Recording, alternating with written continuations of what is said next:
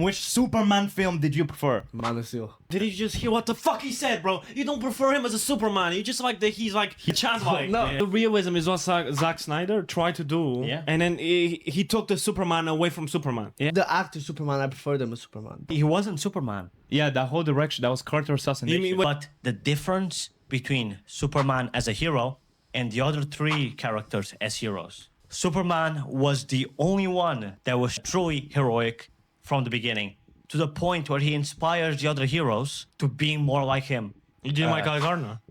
Considering it's the introduction of the Green Lantern ring to this DCU, that's the introduction we're getting with how his character was. I think No other introduction to the character. It was just that, and even then, he didn't even get paid off that much as the comic version of being this dickish, like just did. egocentric version of a Green Lantern. He didn't even get on. It was just a lot more of a comedic, just jokes with the name of the team, etc.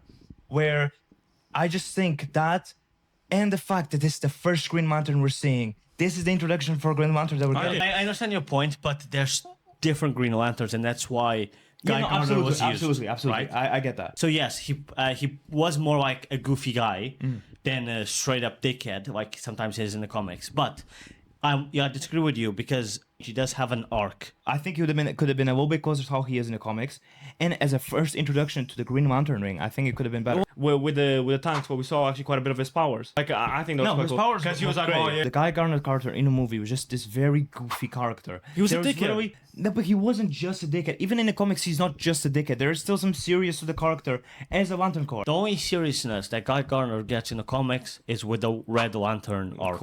It's not too big, but the Hawk Girl, whenever she would like attack, she would always have to like shriek. She's I like, think it's because of the helmet. The helmet doesn't really fit that well. Like I kind of like, for example, Hawkman's helmet. Like that design in Black Adam was way better. And if they did something similar and maybe have like the white eyes, because there's a whole thing that like they are aliens, so they have like that farewell thingy. It was a bit odd. Also, how do her wings work? I thought it was kind of like Angel. Well, she's supposed to have them on all the time. I just noticed there were moments where she didn't have them. Mr. Terrific, right? It was the best of all the. In my side characters. opinion- Mr. Terrific having more screen time here, right? And then we're getting a Green Lanterns project later down the line. We're getting Hawkgirl again in some other project. We're seeing more of these characters. Well, I don't know if we're seeing more of Mr. Terrific because he's a smaller character. This movie allowed this character to shine.